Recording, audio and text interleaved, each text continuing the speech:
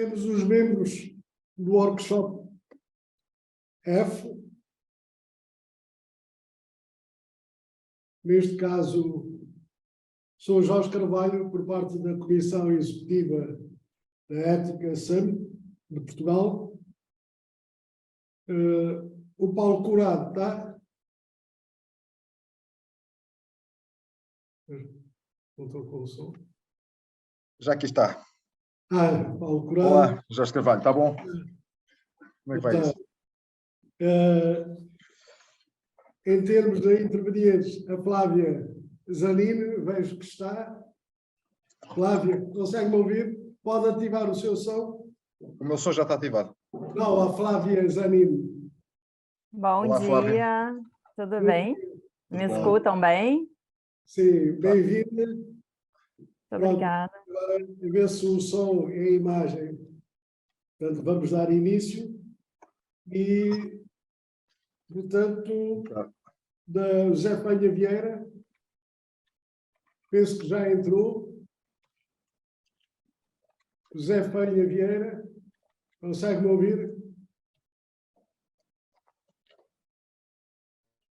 E falta o Ivo Candeira. Para os membros da mesa, e nomeadamente para o Paulo Curado, que irá fazer a moderação, portanto, vou fazer a abertura, vou ler aqui uma sinopse de enquadramento deste workshop e, de seguida, apresento os intervenientes da mesa e passo a palavra ao Paulo Curado. Portanto, depois peço-lhe que termine cerca de 2 minutos antes, que é para fazermos o fecho. 2 minutos antes será, portanto, às 43. 40, Vamos 15h43. Ok. 15h43. Ou no final também, depois vamos ter 1 hora de intervalo, podemos aqui considerar o cronómetro, eu vou pôr o cronómetro para trabalhar e para termos o tempo. Então, já falta o Penha Vieira, ainda não. Já está aí, Penha Vieira. Já entrei. Bem disposto. Doutor Jorge, eu queria lhe perguntar qual é a ordem que nós vamos falar, se tem essa ordem. Se não houver nenhuma preferência, pronto, deixo a consideração do moderador, mas poderá ser a Flávia a primeira, depois... Não, pode ser depois, pode me deixar na vez. Não, darmos aqui prioridade. Né? Espera aí que eu não ouvi. Temos prioridade de falar? É? Eu não Quer dizer, sou não é prioridade. Não é não, obviamente, por inerência já é prioritária, mas precisa de falar primeiro? Flávia? Não. Está bem. Não. Podem falar outra pessoa primeiro. Ok. Não quer falar primeiro. Não precisa falar primeiro. Okay. Não, se tiver que falar primeiro, eu falo, não tenho problema. Estou aqui a ver para o canto. Pode colocar outra pessoa primeiro. O José Penha Vieira está ali com ar de quer começar. Está com... Eu posso dar o primeiro remate, não há problema nenhum. Vamos a isso. Então já falta só o Ivo, mas vamos começar. Estamos a começar aqui aos 48, já com 3 minutos de atraso, mas podemos depois dar esses 3 minutos. Ponho o cronómetro a trabalhar. Então dou as boas-vindas aos membros da mesa, aos participantes do Brasil, Portugal, da África lusófona, tanto Angola, Cabo Verde, Guiné-Bissau, Guiné Equatorial, Moçambique, Santo Tomé e Príncipe e Timor-Leste, e temos também alguns participantes da diáspora. Este workshop terá uma duração de 60 minutos, irá abordar as questões que têm como tema sanções na antidopagem suficientemente dissuasivas, é a interrogação, enquadra-se no bloco 3, bloco 3 que teve início com palestra em termos da dopagem e antidopagem, e depois em termos portanto, da mesa redonda. Passo a ler aqui uma sinopse que já foi apresentada nas anteriores sessões da palestra da mesa redonda, concedida pelo professor doutor Luís Horta. Portanto, que diz o seguinte: o Código Mundial Antidopagem, os regulamentos antidopagem das federações internacionais e as legislações antidopagem vigentes em cada um dos países definem um conjunto muito alargado de violações de normas antidopagem podem ser cometidas pelos praticantes esportivos ou por outras pessoas, em particular por membros do pessoal de apoio aos praticantes. A legislação antidopagem portuguesa passou a criminalizar, a partir de 2009, algumas infrações à antidopagem, como a administração e o tráfico de substâncias e métodos proibidos.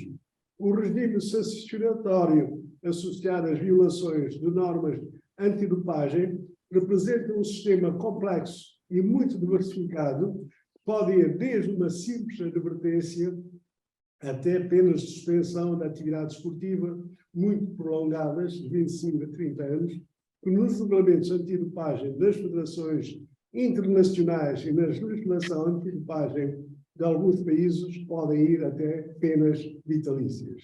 O sistema pune de forma intensa as infrações reiteradas e as infrações cometidas por membros do pessoal de apoio dos praticantes esportivos.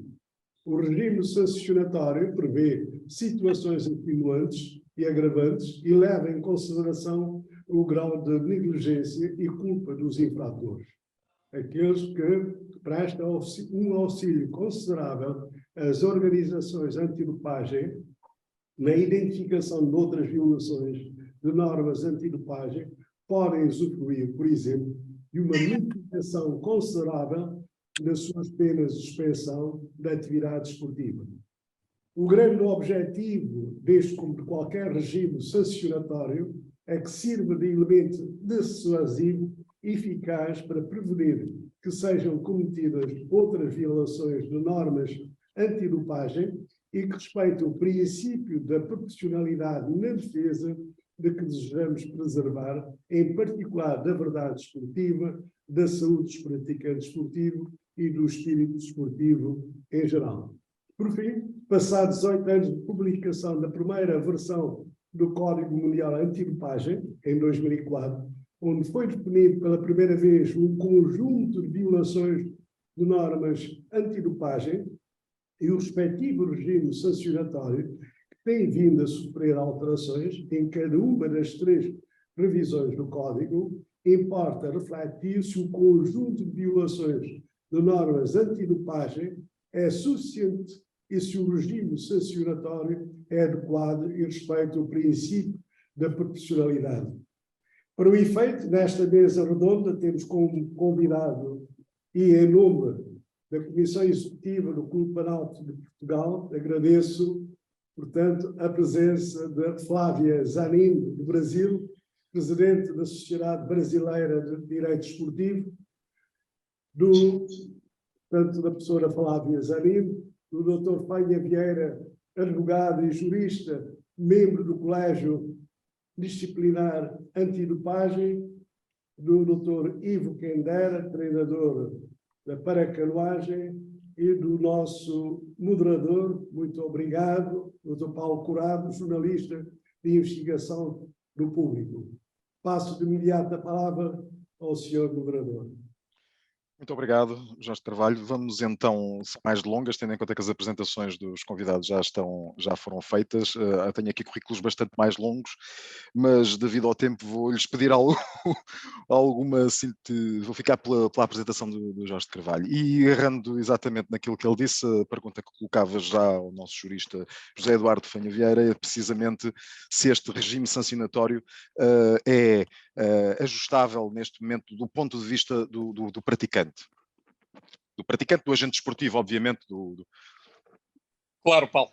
Em primeiro lugar, aproveitar para cumprimentar a doutora Flávia, também o Dr. Quendera, bem como todos os participantes neste nosso workshop. A pergunta que é colocada, embora seja colocada de uma forma simples... Não é nada todo simples. É uma resposta que é complexa.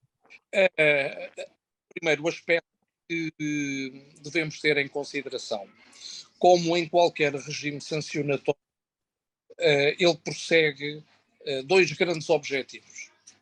O primeiro dos objetivos é um objetivo de âmbito geral, ou seja, através da aplicação de uma sanção, pretende-se que para a comunidade tenha uma percepção de que um determinado ilícito efetivamente sofreu essa punição e que para essa comunidade não volte ou sirva de exemplo para que não haja uma repetição.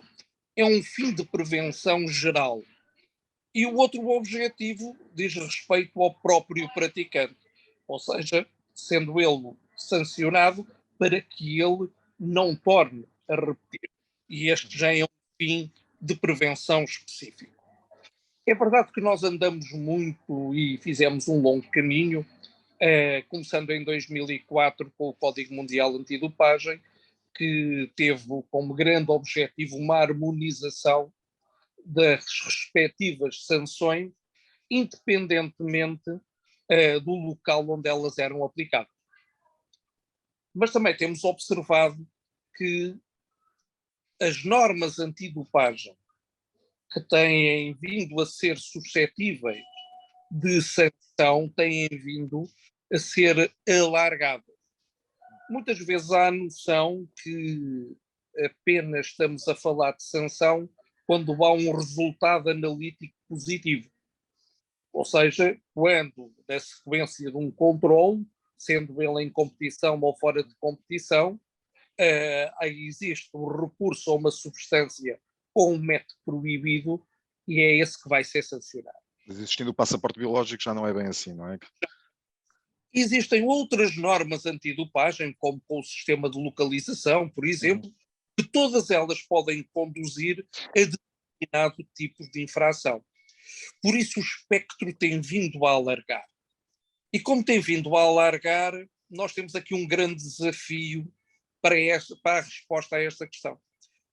É que os quadros legais no mundo não são todos iguais. E aquilo que pode assumir uma determinada proporcionalidade num determinado ponto no hemisfério e no outro pode não ser bem assim.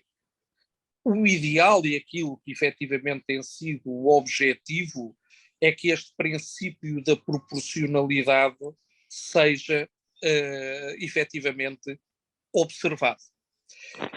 E para ser objetivo, que na generalidade tem-se conseguido alcançar esse grande objetivo.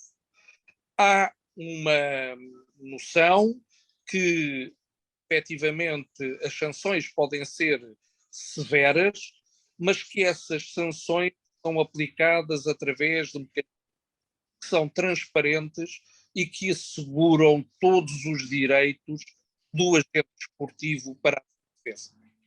E este é um princípio basilar da luta contra a dopagem. Claro que podemos equacionar aqui alguns aspectos, sobretudo ao nível do direito da União Europeia. O Código tem este problema, que é ser universal. E ser universal implica ter determinados princípios que podem ser conformes com legislações Pois, e ser desconformes com outras legislações. Nós temos um código de matriz anglo-saxónica e isso, por exemplo, colide com o direito europeu, particularmente o direito da União Europeia, que é uma inspiração continental ou napoleónica. E daí que haja alguma dificuldade em compatibilizar do direito penal, muitas vezes com as soluções que o Código contém e insiste. Mas diria eu que, grosso modo, sim, nós temos que admitir que o sistema instituído tem estado a funcionar. Só para terminar aqui esta minha intervenção, eu avanço só com alguns números em Portugal, para termos uma percepção que efetivamente a luta contra a dopagem tem tido efeitos e que tem tido um caráter dissuasor. Quando nós olhamos para os números mais recentes, é verdade, temos aqui 2 anos atípicos, mas, por exemplo, em Portugal, em 2019, nós tivemos 25 infrações às normas antidopagem. Em 2027, é um ano de pandemia, enfim, não serve de grande referência. Em 2021 foram 10, também não serve de grande referência. 2022 serão retomar e estes números serão, sem dúvida, superiores. Mas registramos uma coisa, que grande parte das modalidades, e sobretudo até aquela que é mais praticada, que é o futebol, não tem números significativos, e com grande preocupação vimos que efetivamente o ciclismo é a modalidade onde se registra o maior número de violações antidopagem. Agora, Dr. José Fanha Vieira, isto não é também uma ocorrência da diminuição dos testes que são feitos, dos controlos, nos últimos 3 anos têm sido, como disse, atípicos, desde 2020? São atípicos, é verdade, mas devemos também focar-nos naquilo que tem sido uma nova estratégia em relação aos controlos que são feitos. Fazer muitos controlos não é necessariamente sinónimo de maior eficácia e eficiência. Os controlos têm que ser, sobretudo, dirigidos para poder caçar os batuteiros na altura certa. E que haja uma aposta muito maior, não nos controlos em competição, que são muito expectáveis, mas sim nos controlos fora de competição, onde a habilidade de se apanhar quem não quer ser apanhado é muito maior. E isto é reforçado também através de uma colaboração muito mais intensa do que aquela que existia no passado entre as organizações responsáveis pela luta contra a dopagem e as próprias organizações de polícia, uma vez que nós, no quadro que resulta do Código Mundial Antidopagem, os ilícitos, para além de serem disciplinares e de mera ordenação social, temos também ilícitos criminais, e aí as autoridades policiais também entram nesta luta, e tem que haver uma articulação muito profunda, e é isso que se tem visto, não só a nível nacional, mas também a nível internacional, com grandes operações e que têm tido resultados evidentes. José Fanha Vieira, já voltaremos a si. Vamos fazer assim esta primeira ronda com a Flávia Zanetti, que como presidente da Sociedade Brasileira de Direito Desportivo, uma das perguntas que lhe queria fazer também, que se lhe poderia colocar, é se de alguma maneira, do ponto de vista do praticante, será justo que penalizações semelhantes acarretem a amadores, a jogadores amadores para um lado e jogadores profissionais para o outro, com poderes de compra completamente distintos e diversos, mas também ao nível das modalidades. Digamos que uma pena de 6 anos, se no ciclismo é bastante complicado em termos de carreira, no tiro ou noutra competição que tem uma longevidade maior, não acarreta assim tantos sacrifícios. Esta discrepância, tanto a nível do poder financeiro dos atletas, por exemplo, e dos profissionais, dos amadores, do ponto de vista do praticante, recebem algum tipo de queixas neste aspecto por parte dos praticantes? E estamos aqui a falar do ponto de vista do praticante, portanto, do ponto de vista da justiça da aplicação de uma pena, de uma sanção, ao nível do praticante e daquilo que ele faz como amador ou profissional. Flávia. Obrigada pela sua pergunta, Paula. Muito obrigada, é muito bom estar aqui nesse evento. Bom, eu gostaria de dizer para vocês assim, que eu falar pelo lado do praticante, para mim é uma coisa muito boa, porque o primeiro caso que eu peguei antidopagem foi de uma atleta que foi banida, né? E eu, quando peguei esse caso, eu fiz o meu mestrado todo focado no doping, analisando a questão do que eu chamo de pena de morte desportiva, que é o banimento. Então, eu inclusive fiz uma inicial para ela na Corte de Direitos Humanos em Estrasburgo, para que houvesse uma revisional do Tribunal Suíço, né?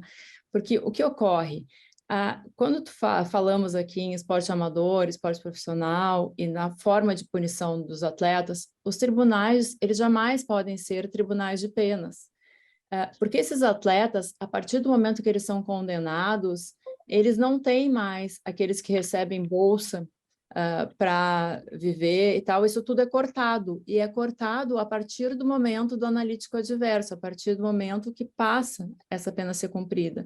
E muitas vezes a pessoa vivia daquilo, fica sem casa, sem ter onde treinar, então a volta desse atleta fica inviável. E algo que eu discuto muito no tribunal aqui do Brasil é a questão de custos, porque nós aqui, pela nossa Constituição, uma das nossas prioridades é a ampla defesa e o contraditório, e a garantia disso. E quando nós temos testes de contraprova e testes de substância que custam em torno de R$ 4.000, né, que seriam aí 800 euros, 700 euros, isso inviabiliza para o atleta a defesa dele. Eu pego frequentemente atletas que dizem assim, doutor, eu preciso analisar 2 ou 3 substâncias, mas a abertura da contraprova é um processo que parte de 20, 25 mil reais só de análises.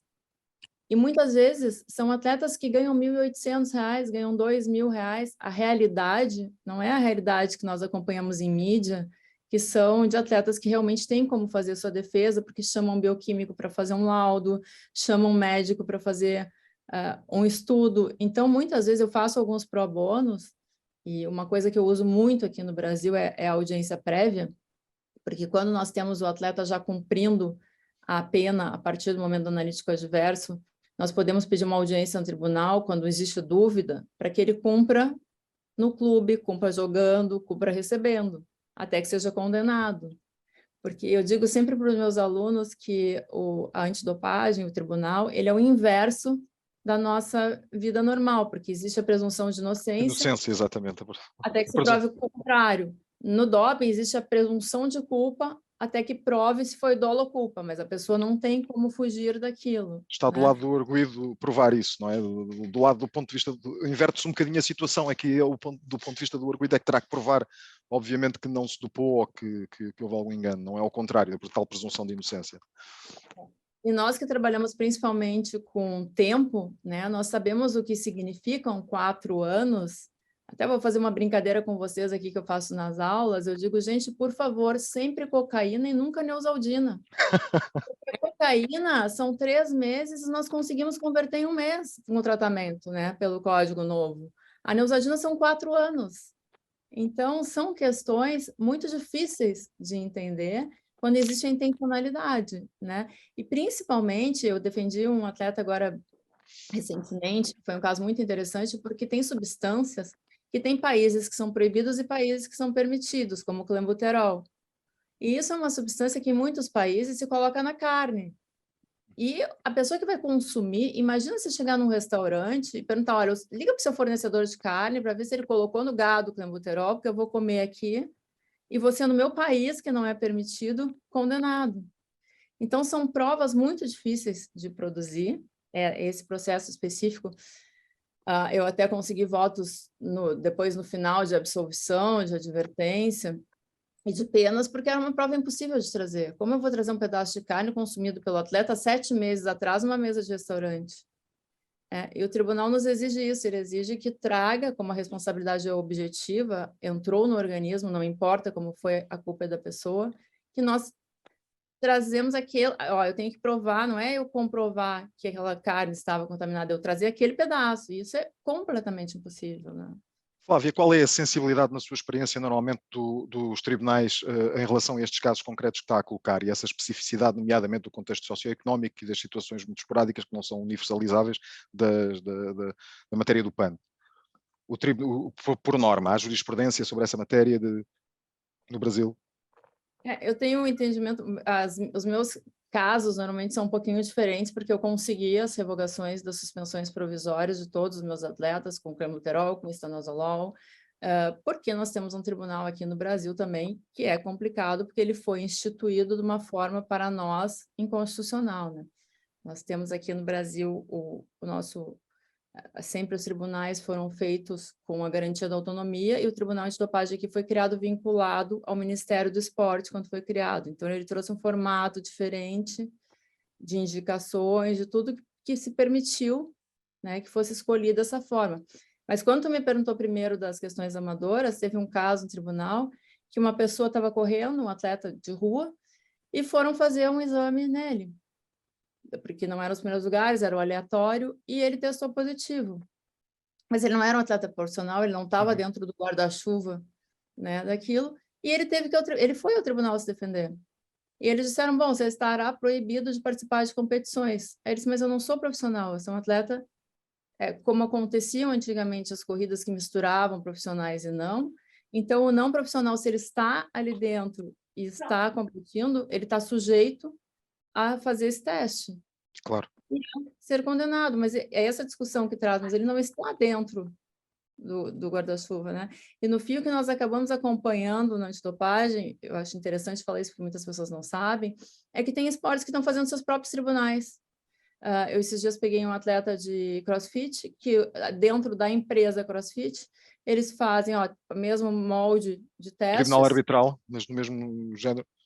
Aí a defesa é feita pelo próprio atleta, ele escreve e é feita análise. Eles não levam isso ao tribunal, não seguem nada, dão uma pena que eles entendem justa. Um género de tribunal arbitral informal. Um informal. Porque o que acontece é que tu retirar um atleta de ponta por 2 anos, 4 anos, acabou a carreira dele, né? Então eles entendem uma flexibilidade, vou dar 6 meses, porque entendi que não foi intencional, e conseguem trazer de volta esse atleta, né? Obrigado, Flávia, já voltamos a si também. E do ponto de vista também do praticante, eu queria falar com o Ivo Quendera, precisamente o técnico nacional para canoagem, treinador da Federação Portuguesa de Canoagem, e queria lhe perguntar exatamente também um bocadinho, agora do ponto de vista mesmo do praticante, como é que se vê, como é que os atletas com quem trabalha regularmente veem o quadro sancionatório e de facto esta situação que eu coloquei entre determinadas atividades desportivas que correspondem a um período relativamente mais curto em termos de carreira profissional e outras mais longo e dilatado no tempo, e que efeitos é que isso pode ter depois mesmo no contexto socioeconómico dos atletas que não são profissionais, e muitos deles não têm obviamente rendimentos como atletas de todo. Bem, antes de mais, bom dia, boa tarde e se calhar mais boa noite para algumas das pessoas aqui presentes. Agradecer o convite por parte da Ética Summit, né? E também dar cumprimentos a todos os presentes na mesa, não só ao Paulo, mas também ao Dr. Jorge Carvalho, com quem eu já trabalhei, o Dr. José Eduardo e também a Dra. Flávia e todos os participantes que estão aqui presentes.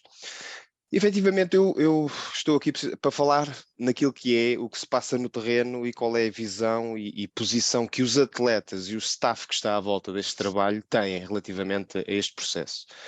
Na minha opinião e na opinião dos treinadores que trabalham diretamente comigo ou próximo de mim, efetivamente o processo está bem montado, o processo está correto. Existem alguns gaps, algumas situações que têm que ser sempre, sofrer sempre algum update, têm que ser sempre sinalizadas e melhoradas, é normal em tudo, não é? O processo da contraordenação em si também poderia ser em alguns casos mais detalhado, poderia ser em alguns casos mais penoso, assim se pode dizer, mas efetivamente, na opinião que até o Dr. José Eduardo disse há pouco, efetivamente não podemos só procurar durante a etapa específica, a competição específica, mas fora do processo competitivo é muito importante fazermos esta avaliação, esta pesquisa, porque muitas vezes existem algumas substâncias que são utilizadas que podem trazer ganhos ao respectivo atleta, mas se não forem utilizadas durante o respectivo momento competitivo não são detectáveis, assim se pode dizer. O que aqui já foi mencionado por ambos e que efetivamente tem a mesma percepção, existem modalidades diferentes. Nós temos a noção que existem modalidades a nível mundial que têm um grande peso a nível financeiro, que têm um grande peso e capacidade, não só por parte das entidades que fazem a umbrella da prática desportiva nestas modalidades, mas também os atletas em si. Nem em todas as modalidades os atletas têm acesso a determinadas substâncias, efetivamente, se calhar só aqueles que estão mesmo em alguns pontos estratégicos, em alguns níveis bastante altos. E só uma pergunta, isso também depende de uma situação económica, quer dizer, ter acesso a esse tipo de produtos? Ou na não? minha opinião, sim. Na minha opinião, sim. E isto também depois depende dos países. Nós sabemos que existem certos países, certas potências mundiais, que eu não vou estar aqui a falar em nomes, que por vezes têm, não é mais facilidade, mas parece que têm mais à vontade, não em consumir, não em utilizar, mas sim passar depois facilmente, têm através de sistemas médicos ou de outras formas, tentar fugir àquilo que é a pesquisa e a procura e o trabalho que as entidades do antidoping fazem a nível mundial. Eu, na minha opinião, e como trabalho não só com atletas de alto rendimento, mas trabalho junto a clubes, apoiamos os clubes na nossa modalidade, o mais importante para mim é a aposta na prevenção. E a prevenção não pode ser feita mais do que através da educação. E quando falamos de educação não é só os atletas, são efetivamente o resto dos agentes que estão no terreno a trabalhar com os nossos praticantes esportivos. E não podemos apenas fazer formação em atletas do alto rendimento. Muitas das federações ou muitos dos treinadores que estão no nível a trabalhar com atletas do alto rendimento, procuram pedir aos atletas para fazer o respectivo processo do ADEL online ou dar-lhes alguma formação, já quando eles estão num patamar de excelência ou de performance desportiva alta. Na minha opinião, logo nos escalões mais baixos, isto devia ser potenciado, devia ser um processo de educação desde os escalões mais baixos, desde as idades mais baixas, até atingirmos o alto rendimento. Mesmo para quem não atinge o alto rendimento, e estava a doutora Flávia a dizer, efetivamente, utilizou o doping para estar a participar, e o doping, independentemente de ser uma competição oficial de alto rendimento ou um atleta que não está enquadrado nesse grupo, o doping deve ser combatido. E por vezes, aquilo que a doutora Flávia disse faz sentido também, mas em sintonia com o que o doutor José Eduardo disse, faz sentido haver uma base homogénea de medicações ou de doping que seja igual em todo o mundo, porque efetivamente em certas alimentações em determinados pontos do mundo pode haver a presença de substâncias que podem indicar este doping e até contaminar, ao fim e ao cabo, as ditas amostras, e até ao nível da suplementação, que cada vez mais cedo nós vemos jovens atletas a utilizar nos clubes, essa contaminação pode, não só no futuro, mas logo a médio e curto prazo, trazer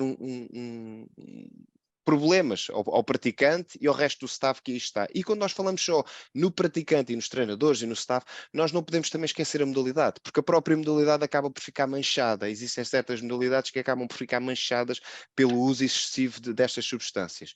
Por último, e acho que é também importante, nomeadamente a quem gere estas questões do antidoping, cada vez mais eu acredito que deve haver mais pesquisa e mais investigação naquilo que são as necessidades que determinados atletas, nomeadamente na área onde eu mais trabalho, que é a área da deficiência, e na qual o Dr. Jorge Carvalho tem muito conhecimento, a utilização dos Therapeutic Use Exceptional muitas vezes implica necessidades que os atletas com deficiência têm, medicação que é mesmo imprescindível, muitas delas... Já agora, pedi-lhe só para esclarecer o que é que acabou de dizer, para quem não...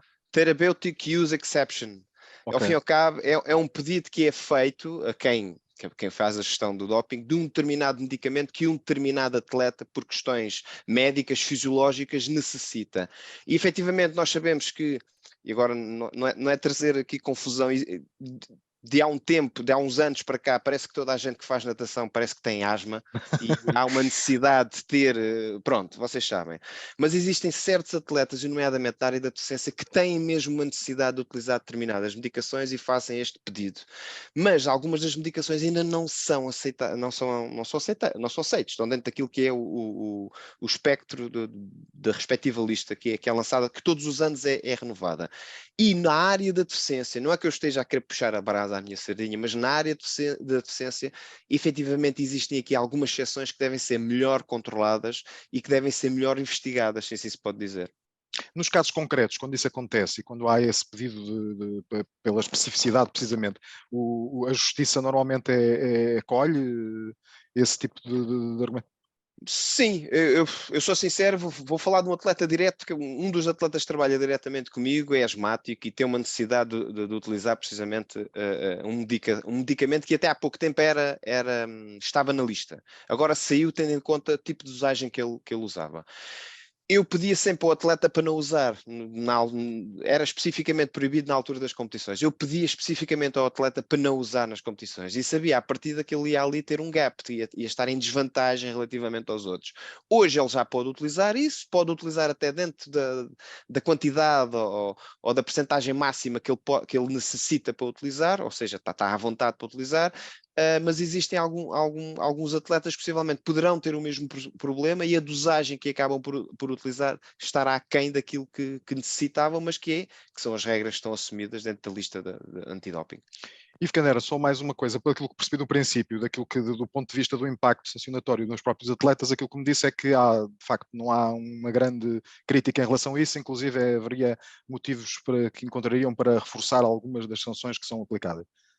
Não, eu acho que volto a focar, o processo está bem montado, tem a estrutura necessita sempre de algum update, se assim se pode dizer, mas o processo está bem montado e posso afirmar que, na minha opinião, a contraordenação está também bem estipulada. Aqui a questão é, por vezes, não é a forma como quem é acusado tem de se escamotear, mas existe aqui muitas hipóteses de dar a volta e quem trabalha diretamente com a área jurídica e defende muitas vezes os atletas, da mesma maneira que apanha atletas que muitas vezes são acusados de algo e efetivamente estão inocentes, também há muitas formas de dar a volta a isto. E volto a focar, aqueles países que são países com mais força, que têm mais poder, que têm mais questões, mais poder financeiro e mais conhecimento na nível médico, acabam sempre por ter não é uma benesse, mas acabam sempre por estar mais à frente na sua forma de se defender. Sim. Outra questão que eu queria lançar aqui, voltando do regresso agora ao ponto de partida ao Dr. José Fanha Vieira, que é exatamente também a questão dos adeptos ainda mais amadores, dos desportistas ainda mais amadores, aqueles que enchem, por exemplo, os nossos ginásios. Eu creio que estamos a falar de um número de 600 mil praticantes, e eu ouvi estes números com alguma coisa, e o que tem acontecido é que há de facto é transversal o uso dos esteroides em ginásios, em atletas, e muitos deles até elementos das forças tem saído imensa informação sobre isso, elementos das forças policiais, das forças armadas. Este tipo, a lei não prevê nenhuma punição para este tipo de utilizadores de ginásio, independentemente daquilo que estão a consumir ser proibido? Paulo, é uma excelente questão, até porque é um debate que se tem vindo a estender, e a Agência Mundial Antidopagem tem procurado exercer também vamos dizer, entre aspas, uma tutela sobre estes utilizadores, particularmente podendo eles estar sujeitos também a sanções por esta utilização. E aqui há um problema de fundo, porque a legislação antidopagem está feita para o desporto, mas para o desporto organizado, para o desporto federado, não para a prática desportiva informal. Não é esse o objetivo.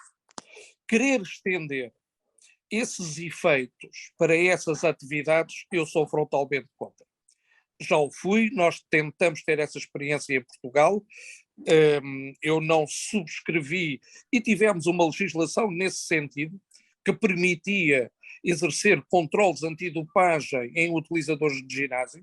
E estamos a falar, obviamente, de utilizadores que não são praticantes federados, porque se forem praticantes federados, independentemente do local onde estejam a efetuar o seu treino, obviamente podem ser controlados. Agora, controlar o cidadão comum que não tem nada e está a fazer uma atividade física, não concordo minimamente, não é esse o objetivo da legislação, assim como também não é o objetivo da legislação combater determinado nível de criminalidade. Claro. Porque aí existem leis específicas, leis gerais, as quais são aplicáveis. Isto é uma lei para o desporto. É bem verdade que a luta contra a dopagem também é uma questão de saúde pública. Aliás, muitas vezes é por ser uma questão de saúde pública que aqueles praticantes que nós dizemos que são amadores, não é porque não têm nenhum contrato como profissional, mas na medida em que praticam ou o desporto federado ou entram em provas organizadas por federações, eu compreendi a minha colega, a doutora Flávia, e dizia, bom, mas ele desaparece lá, mas ele nem é federado. Bom, mas a prova pode ser organizada por uma entidade, por uma federação. José Fanha Vieira, só uma questãozinha para acrescentar isso. Por exemplo, um praticante, um atleta de ginásio, basicamente um amador total, que vai participar na mini maratona de Lisboa, na meia maratona de Lisboa, por exemplo, está sujeito a esse tipo de controle?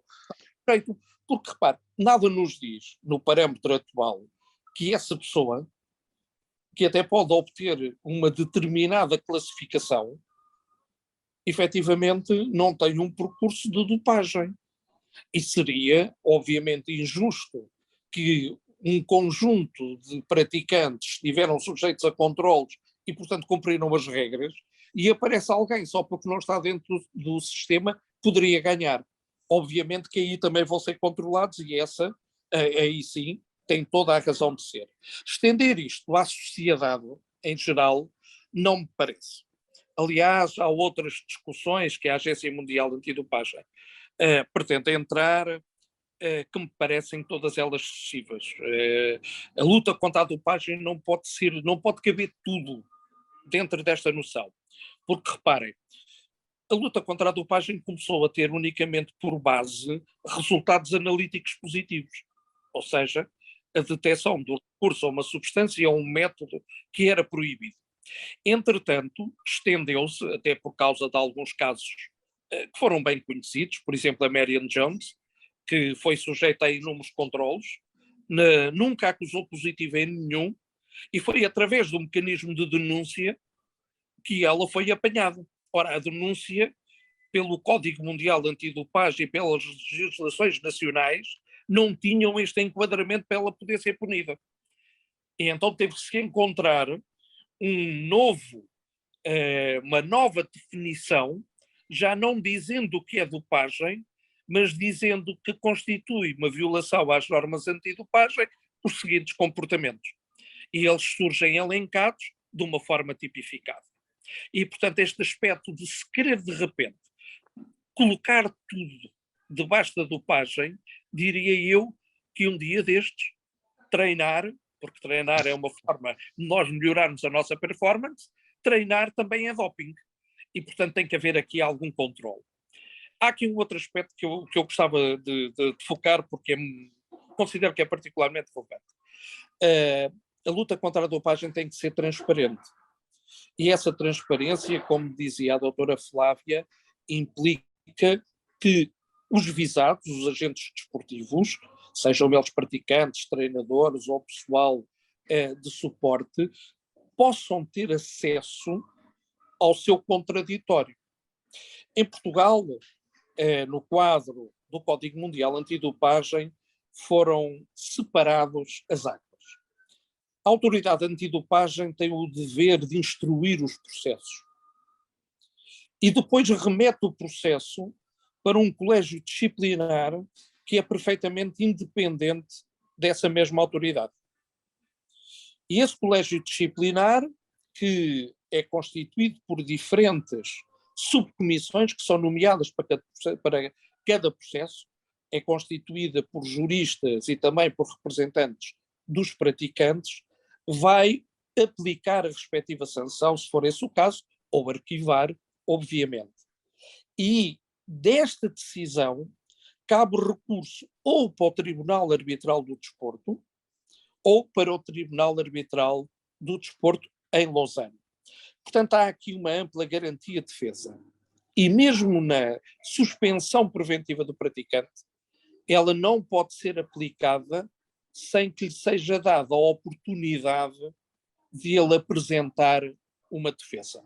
Já agora, um esclarecimento que poderá ser útil para quem é. O Tribunal Arbitral do Desporto tem preços e pratica preços que são, nomeadamente, o Tribunal Arbitral do Desporto em Portugal, cujos preços são ainda mais superiores àqueles que são praticados por TAS, que levam muita gente a queixar-se de não ter a mesma oportunidade de defesa, precisamente em termos de rendimentos.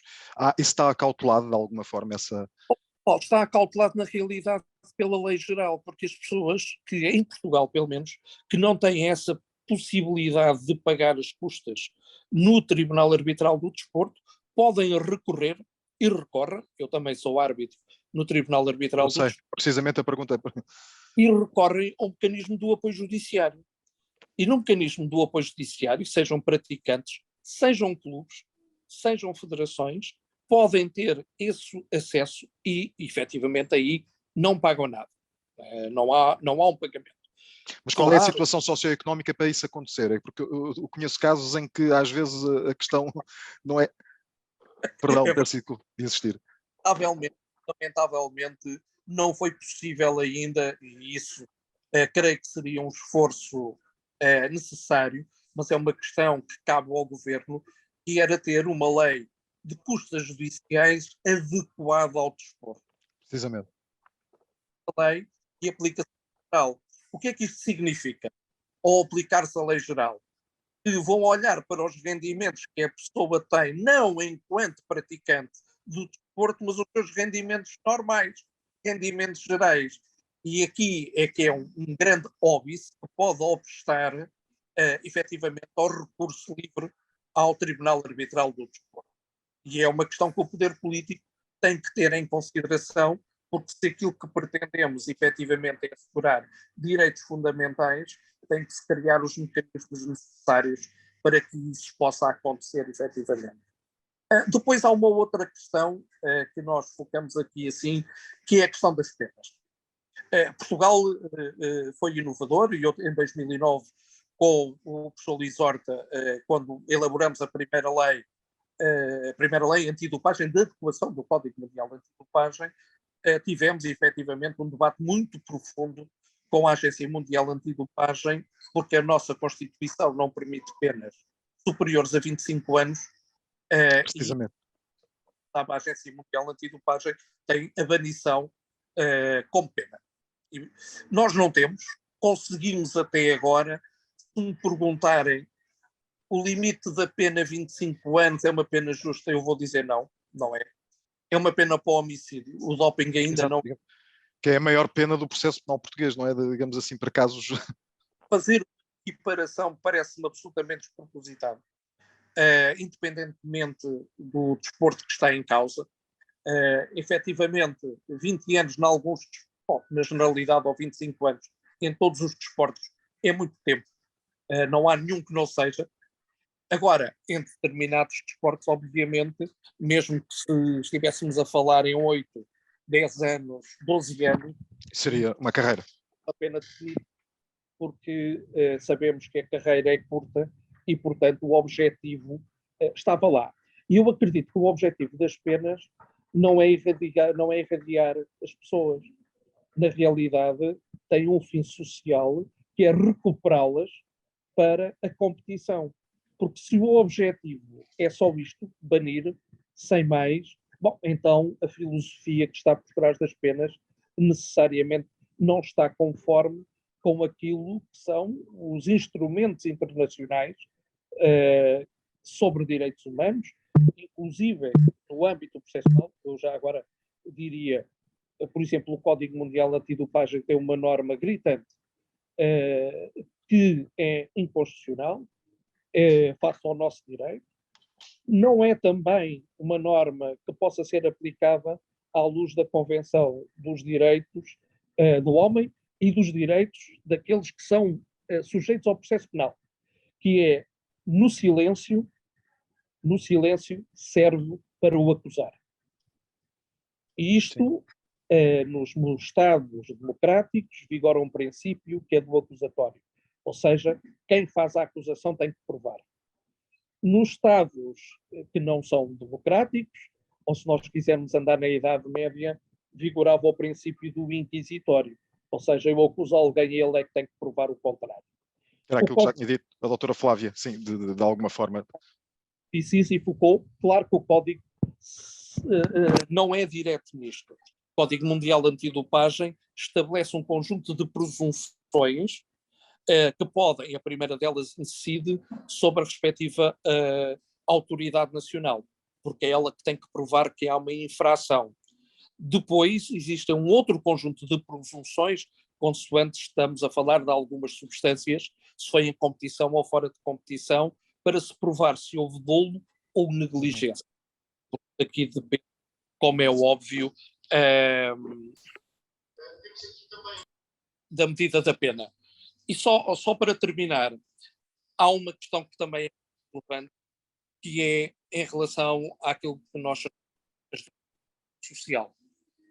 E à forma como elas são penalizadas, e na realidade, se os próprios países despenalizam e se prova que não têm nenhum efeito Exato. em determinada competição, porque é que elas devem permanecer na lista de substâncias proibidas, que aliás acabou de sair agora em outubro, na semana passada. Muito obrigado.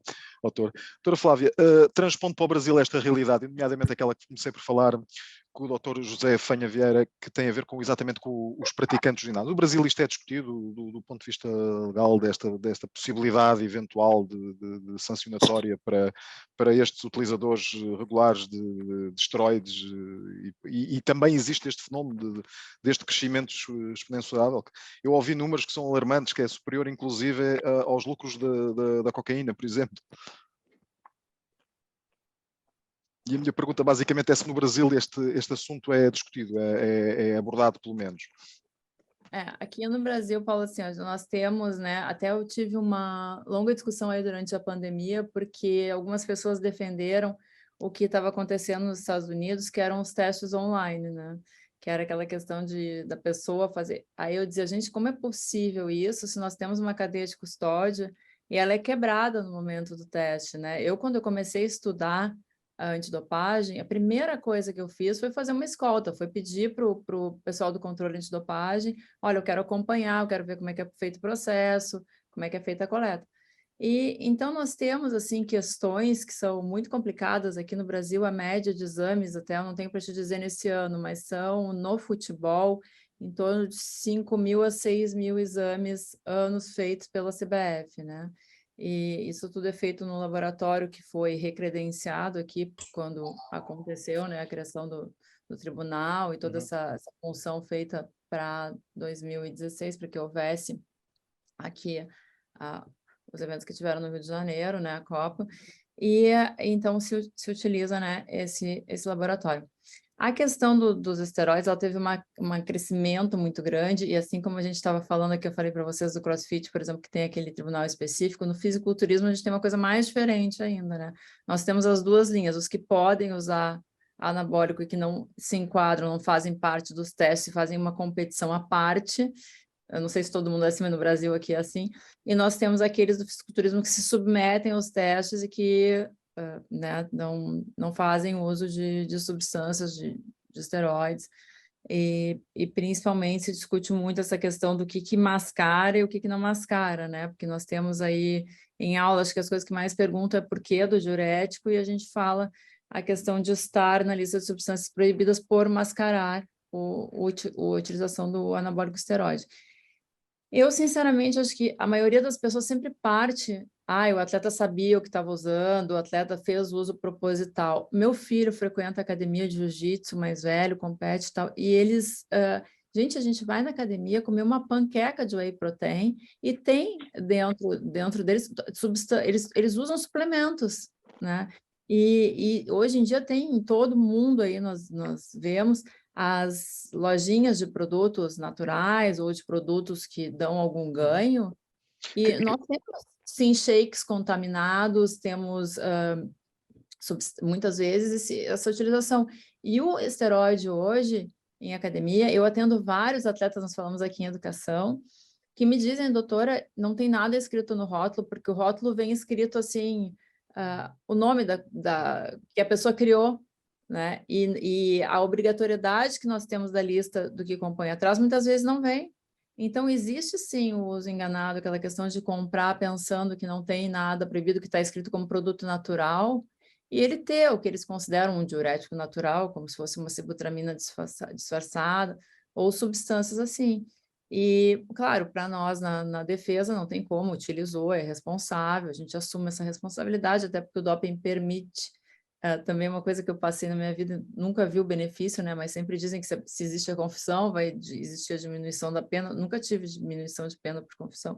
Mas, claro, quando o atleta nos confessa, a gente vai lá e faz a utilização disso. Olha, ele utilizou realmente, utilizou sem essa intencionalidade, mas foi isso.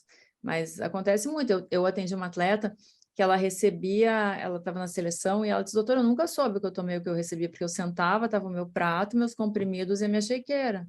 Então, isso era preparado pela equipe e realmente eles não perguntam o que tem aí dentro. Aí não, mas a responsabilidade, lógico que não, que vai ser. Nós estamos falando de esportes que não tem médico cuidando, que não tem, muitas vezes são questões ali, são clubes pequenos, que a gente não pode partir sempre de um esporte que tem estrutura, né? Então, muitas vezes a gente tem visto aí agora essa responsabilização de fisioterapeutas, nutricionistas. Eu já atendi atleta que o massagista deu um comprimido porque ele estava com dor, porque o clube não tinha. O médico acompanha, ah, você está com dor, toma isso aqui, abriu o necessário dele e deu. E isso acaba, né, testando e a gente não tem justificativa, vai cumprir, vai ser afastado. O que eu sinto falta e acho necessário é o acompanhamento do atleta enquanto ele está em pena. Ele tem um lugar para treinar, nem que fosse um lugar para treinar dos desapenados, né, de quem está nisso, para que possa existir uma ressocialização, né, uma volta dele, sem a perda total do que foi adquirido. Obrigado, doutora Flávia. Ivo, temos ainda alguns minutos que vou aproveitá-los consigo também.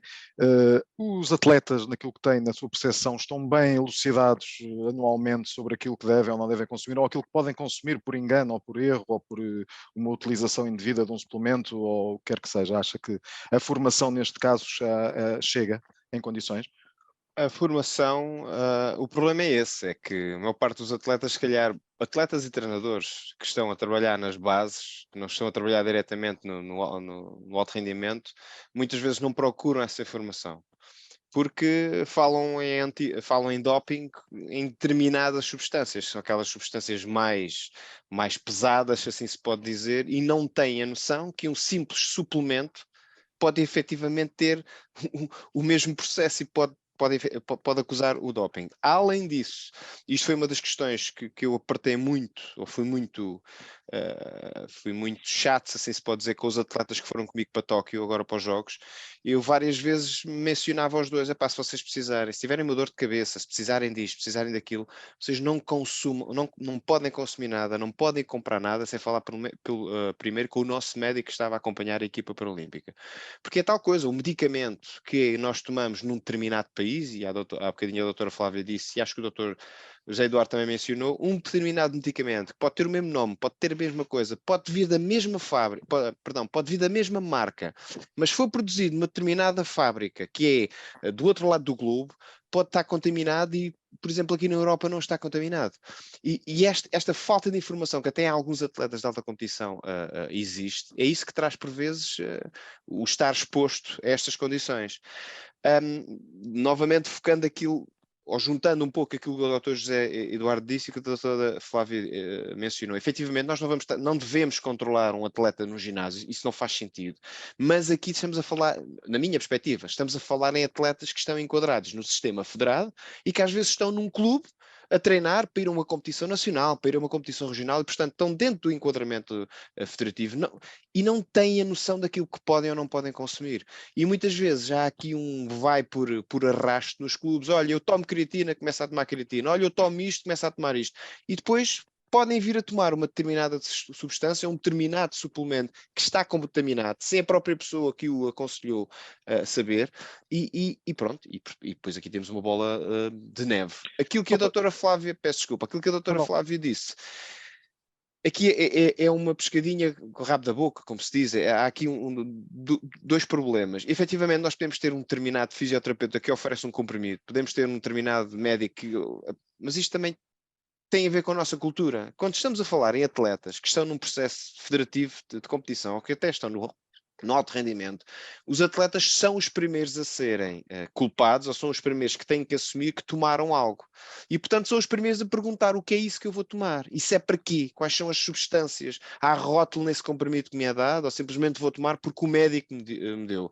Qualquer dos atletas que está na equipa nacional e que trabalha comigo, com os quais temos um médico, que é um doutor certificado e que trabalha na área, que já trabalhou com várias modalidades e que prescreve, qualquer um destes atletas deve primeiro perguntar ao médico o que é que é isto que eu vou tomar, independentemente de estar a ser prescrito pelo médico.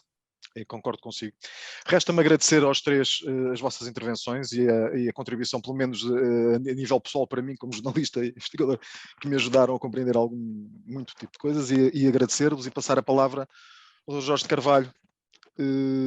Acho que cumprimos à regra este tempo que nos deram e estamos de parabéns aqui no painel, creio eu.